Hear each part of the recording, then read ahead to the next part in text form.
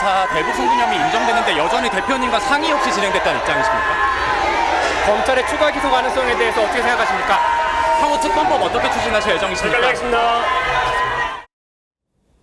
어제가 6월 10일이었습니다. 어제 60 항쟁 37주년 그렇죠? 햇수로 SNS에 이재명 대표가 글을 하나 올렸는데요.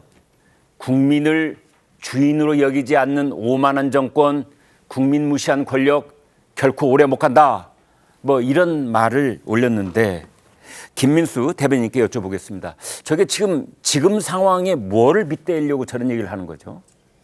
이재명 당대표가요, 이게 보면은 좀 할 말이 없거나 궁지에 물림 딴소리를 하는 경향이 있어요. 그러니까 이게 좀 주변을 다른 곳으로 주의를 이끌려고 하는 경향이 있는 것 같은데 네. 지금 사실 이게 60항쟁 같은 경우는 대한민국의 직선제 개헌을 이끌어냈던 대한민국의 민주화에 굉장히 큰 영향을 미쳤던 사건이거든요. 그런데 이재명 당대표나 민주당이 지금 이제 더 이상은 좀 민주투사의 코스프레를 그만했으면 좋겠다. 민주화와 관계된 것들이 나올 때마다 지금 이런 식의 발언들을 꼭 한번 하고 넘어가는데요. 도대체 윤석열 정권이 어떤 구간에서 국민을 무시했던 정권인지 구체적인 내용이 하나도 없습니다. 다 선동형이에요. 그리고 지금 이제 이러한 부분들에 대해서도 제가 한마디 드리고 싶은 것은 대한민국의 민주화가 지금까지 오는 과정 험난했습니다. 그리고 이 과정 속에서 정말 민주화를 위해서 싸웠던 분들이 계세요. 근데 지금 이재명 당대표 특히 민주당은 이런 말을 할 자격 자체를 상실했다라고 보여지는 것이 지금 원 구성에서도 이때까지 대한민국 국회에서 지켜왔던 여기에 지금 협치와 합의 그리고 지금 견제와 균형 다 무너뜨리고 있는 것도 민주당이고요. 그리고 이제 본인의 사법 리스크를 막고자 지금 여기에서 검찰부터 지금 사법부까지 말도 안 되는 입법까지 추진하고 있는 건 역시도 민주당입니다. 대한민국이 정말로 대한민국 역사 동안에 힘들게 쌓아온 민주화의 과정들을 지금 이렇게 하나 둘씩 무너뜨리면서 과거로 회귀시키고 있는 민주당 그리고 그 대표인 이재명 당대표의 입에서 결코 60항쟁 이래 나와서 안 되는 말이었다라고 저는 개인적으로 생각합니다. 그리고 본인의 사법 리스크에 대해서 국민들을 통해서 이런 여론 분산을 한다라고 하더라도 적당히 정도껏 해라라는 말씀 좀 드리고 싶습니다. 네, 국민의힘 대변인을 이제 지내셨던 분이 하시는 말씀이어서 저도 이제 거기에 대한 조금 반대쪽의 말씀을 곁들인다면은 아무튼 국민을 주인으로 여기지 않는 오만한 정권 이런 말을 했는데 이제 이런 말을 듣는 국민들은 참 여러 가지 생각이 드실 겁니다.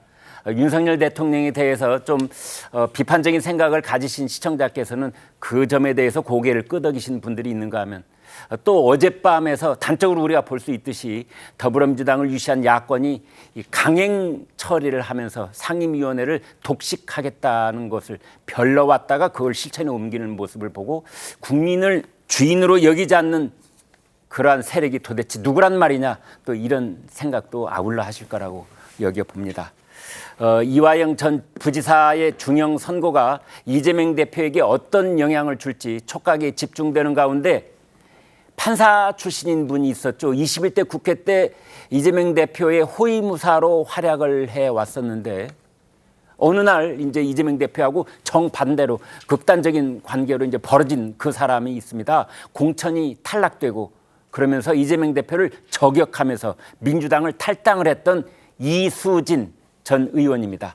발언 들어보시겠습니다. 저도 그 끝까지 이재명 대표가 무죄라고 믿은 사람 중에 한 명이었죠. 근데 제가 그 백현동 판결문을 보면서 법원에 있는 법관들은 그 사건을 이렇게 볼 거라는 게 확실히 드러난 거예요. 그래서 제가 그 위험을 알린 거죠. 왜냐하면 공범이 징역 5년을 받았어요. 그러면 그 시각의 옆에 재판부도 똑같거든요. 판결을 보고 정말 이제는 포기를 해야 되겠구나. 그냥 그 심정이에요, 포기. 옆 재판부도 똑같다. 그래서 포기를 해야 된다. 이제 특히 백현동 사건에 대해서 이수진 전 판사가 아주 많은 생각을 가지고 있더라고요. 그러면서 날선 이제 공격을 이재명 대표한테 하고 있는데 이화영이 유죄면 이재명도 유죄다. 이제 이런 얘기를 지금 이수진 변호사는 판사는 하고 있는 것 같은데 전 판사는요, 전 전 변호사 저런 말이 설득력이 있습니까? 설득력이 왜 있는지를 제가 설명을 해드리면은 네. 저 백현동 사건이 뭐였냐면은 민간업자가 한국식품연구원 부지를 사가지고는 거대한 수익을 얻어들인 그런 사건이었는데 네. 그때 용도를 4단계 상향을 해주고 임대주택 부지 면적을 100%에서 10%로 줄여준 게 성남시청이었단 말이에요. 네. 근데 용도 변경을 그렇게 4단계 상향을 해주는 건 이례적이고 그렇게 해주면은 용적률이 올라가는 거예요. 네. 그다음에 필수적으로 임대주택으로 확보를 해야 되는 면적을 줄여줬으면은 민간업자는 수익을 가져갈 수밖에 없는 거잖아요. 네. 근데 그거 최종 결재권자가 누구냐면은 법적으로 그 성남시장 당시 네. 이재명 시장이기 때문에 그 얘기를 한 거고 네. 당시 백현동 판결문에는 정진상이나 그런 사람들한테 얘기를 하면서 이번 대북 송금 판결과 마찬가지로 이재명 대표가 그 사실을 알고 있었는지에 대해서는 판시를 안 했어요. 네. 그래서 법적으로 보면 이럴 수밖에 없다 그 얘기를 한 거고 옆에 재판부는 무슨 얘기냐면은 당시 민간업자랑 성남시청 사이에 김인섭이라는 사람이 끼어 있는데 네. 이 사람이 2005년부터 같이 시민활동하면서 이재명 대표나 정진상 실장이랑 긴밀한 관계가 있고 이재명 시장 선거 캠프에서 선대본부장까지 했다는 사람이거든요. 네. 그렇기 때문에 특수관계라고 볼 수가 있는데 저게 그 김인섭은 5년 선고를 받았는데 그게 올해 2월 14일이에요. 네. 근데 이수진 전 의원이 저 보도를 한 것도 저 얘기를 한 것도 2월이라서 네. 아마 김인섭 판결문을 못 보고 저 얘기를 하신 것 같거든요. 그래서 김인섭 재판부에서 이재명 대표의 개입을 인정한다면 여기서도 인정할 수밖에 없다 그 논리인데 네. 이 김인섭 재판부에서 이재명 대표까지 여기 연결이 돼 있는지 부정한 청탁이 받아들였는지에 대해서는 판단을 안 했어요. 그러니까 예. 재판부들이 보면은 대북 송금도 그렇고 다 이재명 대표 관련된 부분은 피해 간단 말이에요. 이게 네. 뭔가 부담을 덜기 위해서 그랬기 때문에 옆에 재판부가 그렇게 판단한다면 여기도 그럴 수밖에 없다 그 얘기를 한 것으로 보입니다. 그렇군요. 예, 따라서 이제 김인섭이라는 그 피고인이 지금 이제 5년형을 받았는데 그것이 당시 성남시장이었던 지금의 이재명 대표하고 어떤 연결고리가 있느냐 이게 이제 앞으로 쟁점이 될 가능성이 큰 겁니다. 자, 아무튼 대북 송금 사건과 관련해서 이화영 부지사가 징역 9년 6개월 상당한 중형이라고 지금 받아들여지고 있는데 이제 검찰이 그걸 바탕으로 해서 추가 기소를 한다고 그랬거든요. 한성원 기자, 오늘입니까? 내일입니까? 추가 기소? 일단 검찰이 이제 공소장 막판 다지기를 하고 있는데요. 검찰이 금명간 이재명 대표를 추가 기소할 것으로 보입니다.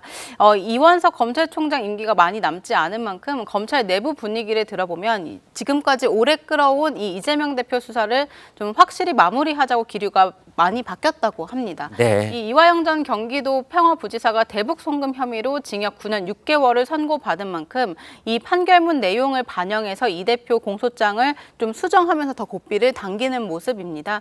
이 검찰은 이미 지난해 9월 이 대표 구속영장을 청구하면서 이 전 부지사가 대북 사업 경과를 최소 17차례 보고를 했고 이 대표가 직접 결재한 기록도 제시를 했습니다.